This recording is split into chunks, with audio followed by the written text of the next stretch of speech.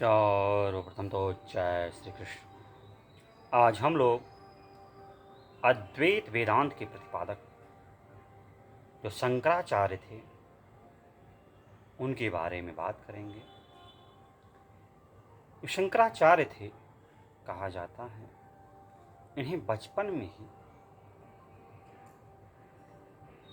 अध्यात्म की तरफ लगाव हो गया था और यह बचपन में ही संन्यास ले लिए थे अपनी माँ के आज्ञा अनुसार। इनकी माँ इनसे वचन ली थी कि बेटा, जब मेरा अंतिम समय होगा उस समय तू आएगा, तभी मैं तुझे घर जाने से मतलब घर जाने या संन्यास लेने के लिए तुझे आज्ञा दे सकती है। उसको इन्होंने स्वीकार किया और घर से निकल पड़े। यह अद्वैत वेदांत, इस पर बृहद चर्चा, बृहद ग्रंथ लिखे, क्योंकि इनका कहना था कि ईश्वर एक है, वह दो नहीं है, वह अनेक नहीं है, वह एक है।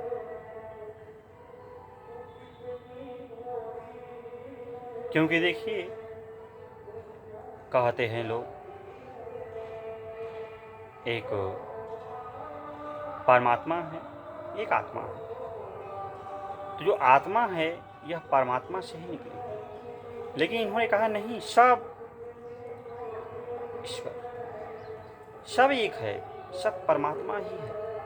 तो ये संसार है दिख रहा है, यह भी परमात्मा ही है, बस उसका विस्तार एक रूप है, यह अलग उससे नहीं है।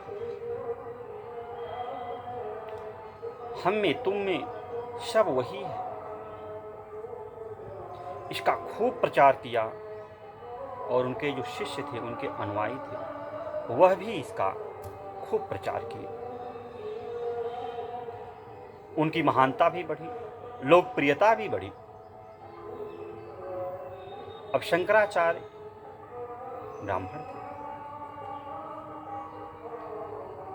तो देखिए जो मन में बचपन से जो कुंठता बैठी हुई थी, इतने बड़े ज्ञानी होने के बाद भी निकल गई।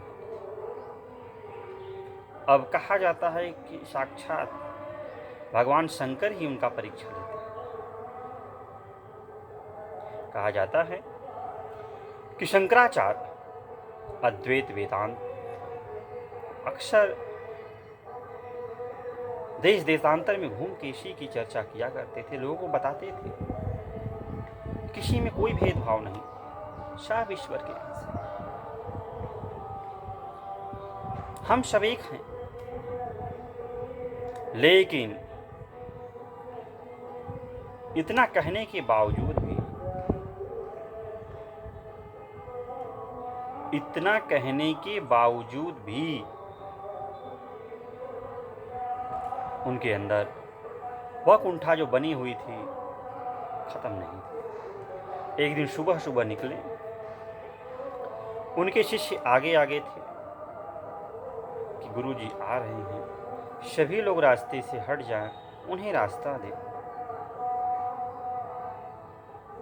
तो एक चांडाल मदिरा पान किए, जिसके शरीर से बदबू आ रही थी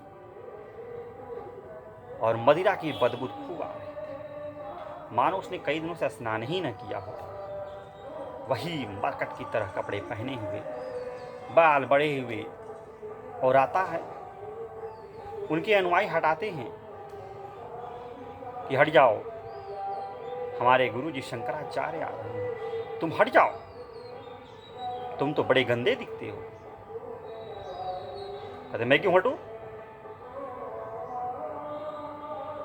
इतना बात हो ही रही शिष्यों में, तब तक शंकराचार्य जी आ जाते हैं।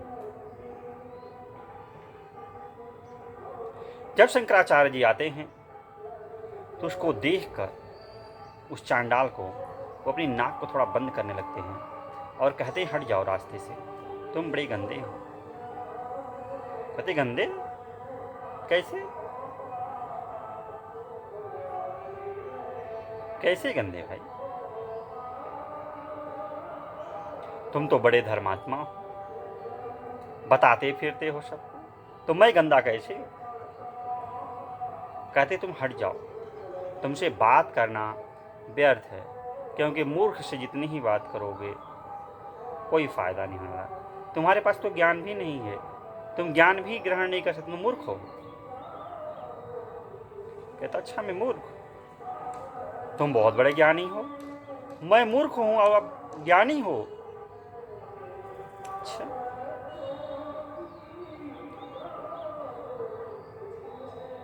ये बताओ, आप कह रहे मैं महक रहा हूं, दूर हट जाओ। चलो ठीक है, मैं 2 कदम पीछे हट गया, तो क्या हुआ? तुम मेरे गंध से बच गए।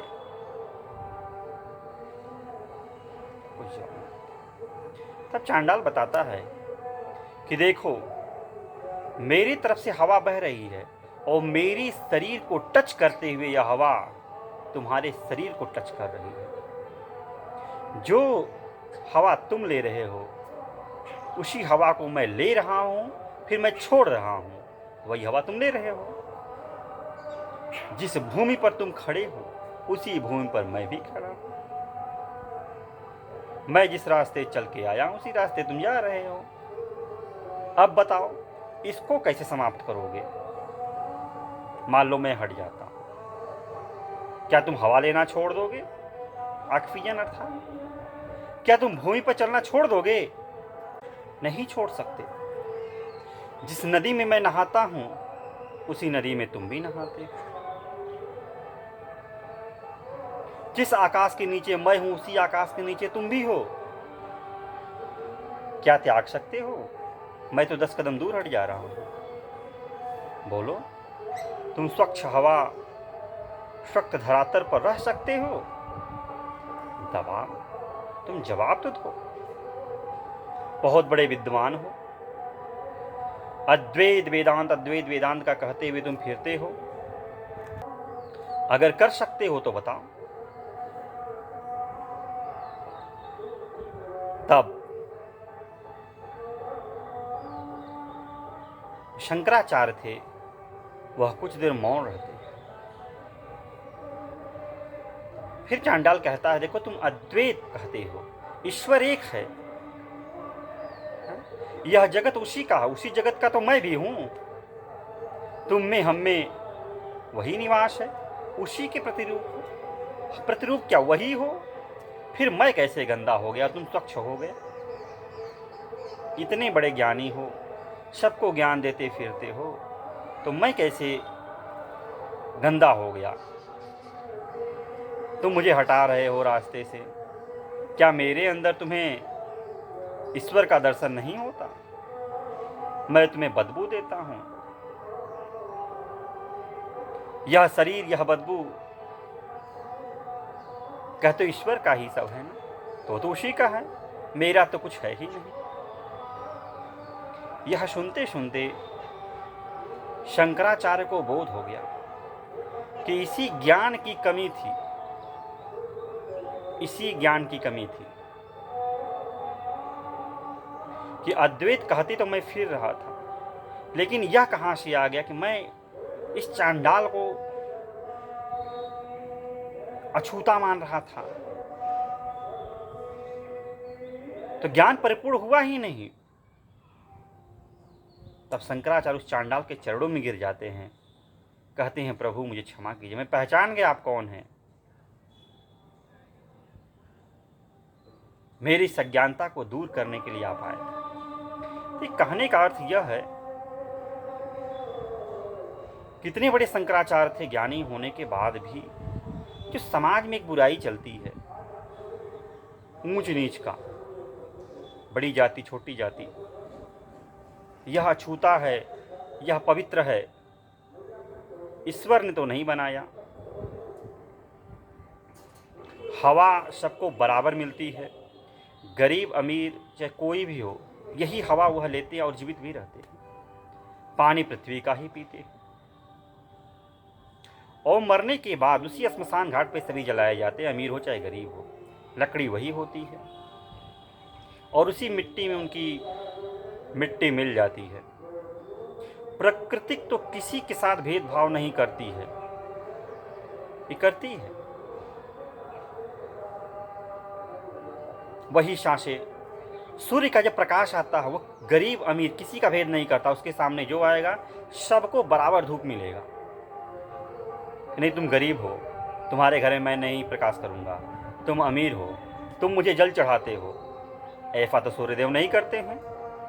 अग्नि के सामने जो पड़ जाएगा सबको जला के भस्म कर देती है, वह भी भेद नहीं करती। तो ईश्वर वही तो है, वह किसी में भेद नहीं करता।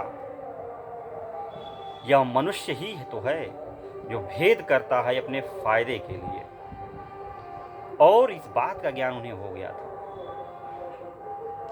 तो ज्ञानी जो होता है वह किसी में भेदभाव नहीं करता है। आप देखे होंगे संतों के सामने